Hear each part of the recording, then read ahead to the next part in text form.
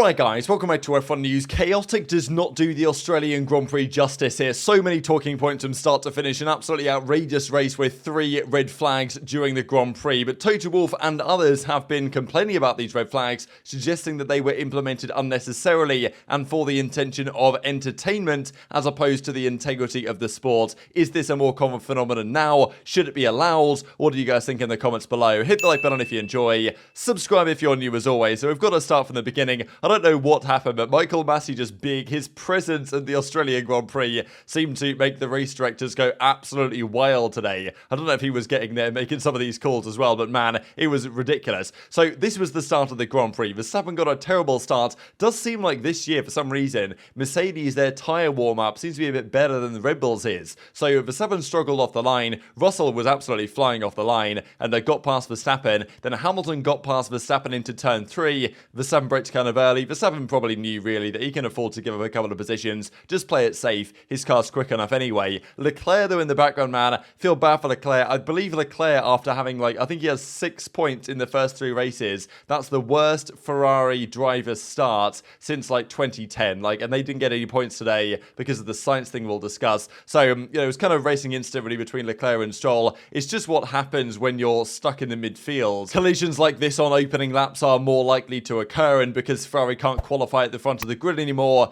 this is more likely to happen. But just feel bad for Charles, man. This guy's at a hard run of things. This was another view of this incident, but also the Hamilton versus Verstappen incident as well. Verstappen was not happy about this after the Grand Prix, saying that the move Hamilton made was unfair, but I don't really see it like that. Hamilton, Verstappen left the door open. Hamilton sent it down the inside and gave Verstappen enough room. There was room. Verstappen went off the track here, but there was just enough room. Hamilton left him to stay on the track. But as it turned out, Hamilton got through. Verstappen wasn't so happy, but I'm sure he knew that more than likely he was going to get the positions back anyway at some point or another. But in fairness, the two Mercedes were dealing with Max Verstappen. Yes, he was rapid in a straight line, but George Russell giving Hamilton the DRS did allow him to defend from Max, and 4 DRS zones around the course of the lap, that does allow DRS trains, or at least drivers keeping up with much faster cars in front, was a big thing around here because the DRS was, of course, so prevalent. So Verstappen was kept at bay for a while, but then Alex Albon crashed out of the race, and this was the first red flag incident. You guys can see here that the gravel was spewing all over the track, but I thought this seems like a pretty standard safety car type scenario, right? You've got to clear the car out of the way, you've got to sweep the debris off the track, but seems to me this is safety car worthy, which of course all the teams also believed. So as a result, this was lap 7 or so. The teams knew, based on the hard compound tyres going the distance last year, they could make it to the end on just one set of hard. So the team in front, Mercedes with George Russell, pitted George Russell, I think for good reason, because he's the lead Mercedes, he gets the preferential strategy, and they thought the best strategy was take the cheaper pit stop, go to the end on hard. I believe that was a viable strategy, and it probably would have worked. What screwed over George Russell though is that after the safety car was then released and came out into the Grand Prix, the red flag was then raised, and this was very controversial, right? Because there was debris strewn over the track, there was gravel on the track, but you would think that a safety car would have been enough there. Yes, they had to repair the barrier, it would have taken them a few laps to do so, and maybe they feel like a red flag is appropriate, but it just feels to me, given the quantity of red flags in this Grand Prix, that there is a sense of pushing kind of marginal situations more towards a red flag, because frankly, when you get a standing restart, it's more entertaining, right?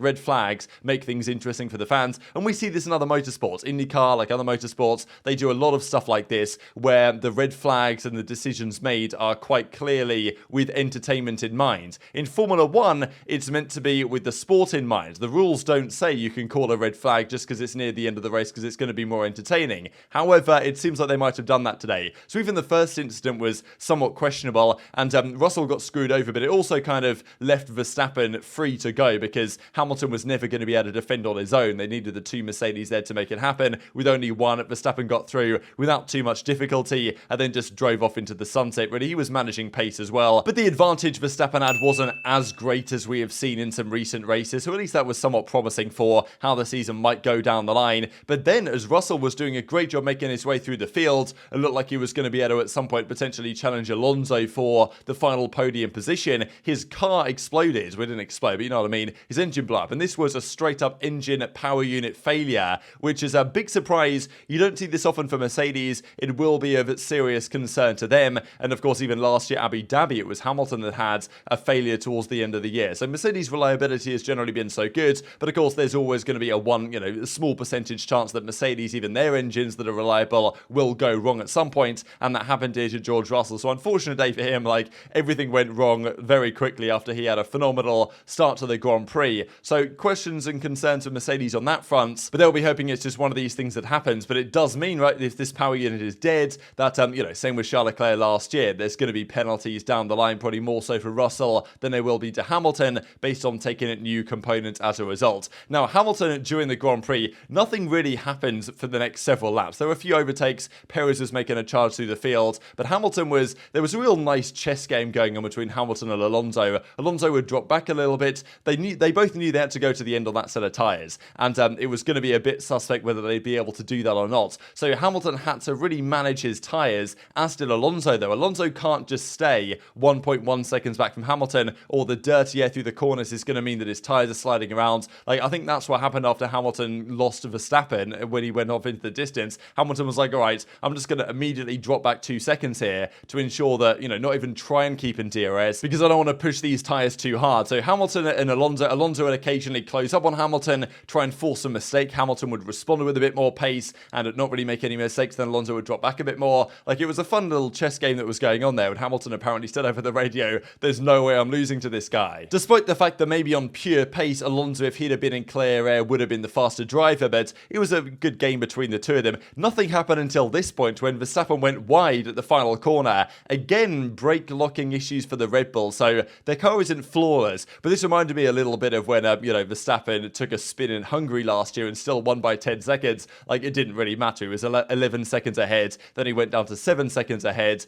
and then he just grew that gap again over the next few laps until we got another red flag. So Nico Hülkenberg smashed it into the wall. That was in this occasion. I don't believe this was, I think maybe the sun got in his eyes or something. I don't know what he was playing at here, because there was no reason for him to just crash into the wall, but he did. Destroyed his car. And again, so debris was strewn all over the track in the rundown into turn 3. And this was a situation where I thought, okay, with all that debris, it's probably going to be safety car to the end of the race. They might sweep it up. They might be able to get it done, but lap 55, a few laps to go, probably going to be, safety car to the end. That's what they did, for example, last year in Monza. That's what arguably they should have done in Abu Dhabi, because they couldn't get it sorted in time 2021. So safety car to the end. Of course, controversial circumstances there. And again, controversial here. So they decided, the officials or the stewards, to red flag the Grand Prix again. Now, this for the fans is very exciting, right? Everyone comes back in, Verstappen's 10-second lead evaporates, every team gets to choose what tyres they want to put on the car, which is still in part a questionable rule. There's reasons why it exists, but maybe you shouldn't be allowed to have a free tyre change, which is what gave all the other guys an advantage over Russell earlier in the Grand Prix. But the drivers were not convinced this was necessary. They thought with a few laps to go, maybe just a safety car, if they can get one lap of racing, fine. If they can't, it is what it is. But it didn't seem necessary to red flag the session again. Yes, there was a lot of debris. Hamilton mentioned there was quite a lot of debris on track, so you can maybe understand it, but it feels to me that the stewards now, if there's anything that's borderline, if they're maybe we should red flag this to clear everything up, or maybe we should just safety car it, they are tending to go down the red flag route, certainly on today's evidence, which then caused an absolute mess. This was the most ridiculous moment of the Grand Prix, to be honest. So Hamilton and Verstappen, they get through unscathed, and Verstappen still leading with effectively a 2-lap shootout to the end of the Grand Prix here. And then Sainz has a massive understeer moment here into turn 1, sends it into Alonso, spins him round into pretty much the back of the field. Meanwhile, Logan Sargent goes in way too deep and takes out Nick De Vries. Perez is on the grass here because Gasly went wide. Gasly again comes back on the track and doesn't see Ocon on his inside, just completely takes him out. Both of them crash into the wall, and then Lance Stroll, for good measure, goes off into turn 3 into the gravel. So it was absolute chaos. Both Alpines out after a great race from Gasly up to this point. Both of them, he took each other out basically. There's still questions whether he's going to get a penalty for that, and if he does, then he's probably going to get a race ban in Baku, because he's on 11 points on his license and 12 points is a race ban. So it was an absolute mess here, and it was entertaining, it's got to be said. And Alonso says, stupid rule, why would they put a red flag? What about effectively Silverstone, when Joe crashed, they reverted back to the previous starting grid because they hadn't yet completed a sector. Alonso was very quick and on the point here about realizing that was probably what was going to happen. Eventually, that is what they decided to do. Haas have actually now protested this, because Haas and Hülkenberg might have even been able to get a podium position if Sainz got his penalty as he did for that incident. And there's all loads of questions about Sainz's penalty as well, because, you know, his penalty was probably justified in a normal racing situation, but it was an opening lap after another restart, and that entire first sector of carnage was effectively disregarded by the FIA because they went back to the original starting positions anyway when determining the result of the Grand Prix. So, you know, you're getting a 5-second penalty, but yet that incident didn't even occur in the eyes of the FIA. So very controversial stuff. But this is the general sentiment, I think, for many Formula One fans, that, you know, F1 should be sport first and entertainment second. And if the red flag wasn't necessary, then it shouldn't be brought out. I know many people will look back at Abu Dhabi 21 and say, well, you know, this is what they should have done then. They should have red flagged the Grand Prix and restarted with a few lap shootout, which I would have preferred to what they did. So eventually they decided to go back to what the grid originally was. Carlos Sainz was not at all happy with the way this penalty was applied, understandably. There was also some drama about the starting position in the grid box. It looks from this angle that Verstappen is over the white line. It turns out that Verstappen was very much on the white line. I mean, it's borderline here. You're allowed to be, you can't have any parts of your car over this white line, and, well, parts of the tyres. And his tyres are on, but fractionally not over. So Verstappen, I think, got quite lucky here,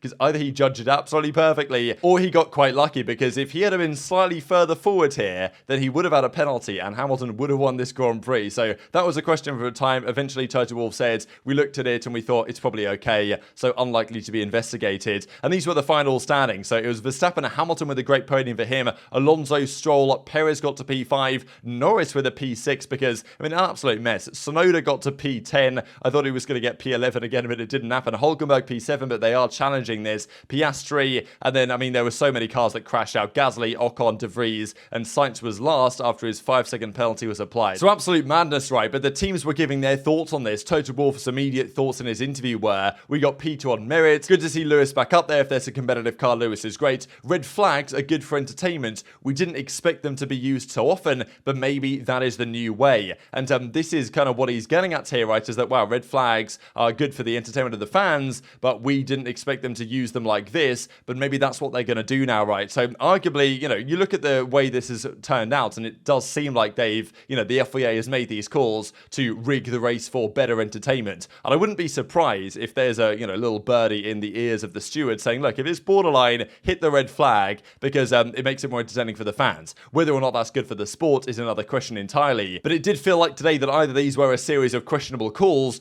or this is a deliberate intention to use red flags from now on in this manner, which I don't necessarily mind, but they've probably got to rewrite the rules to say that, you know, in certain instances, especially towards the end of a Grand Prix, then, you know, a red flag can be used in the circumstance to ensure we get good racing laps, which everyone wants, the teams wants, but it's controversial, right? I'm sure you can understand why. Even Verstappen says, I think the race at the end was a bit of a mess with the calls. I don't think we needed the second red flag. Could have been done with a VSC or a safety car at worst. Even, you know, others went on to say, I don't understand why we needed the red flag there, and others echoed this opinion. Alonso on the radio, and even Casey Stoner, MotoGP world champion, came out and says, at the FIA, you've embarrassed yourself today. What an unnecessary mess. Please remember, everyone, this is a sport first and entertainment second, not the other way around. So absolute madness, to be honest. They did also confirm Sainz's penalty, very controversial one. Sainz not happy about it, but it was ratified by the FIA for causing that collision. Haas have actually, there's no update as of recording, but they've gone to the stewards to try and protest the result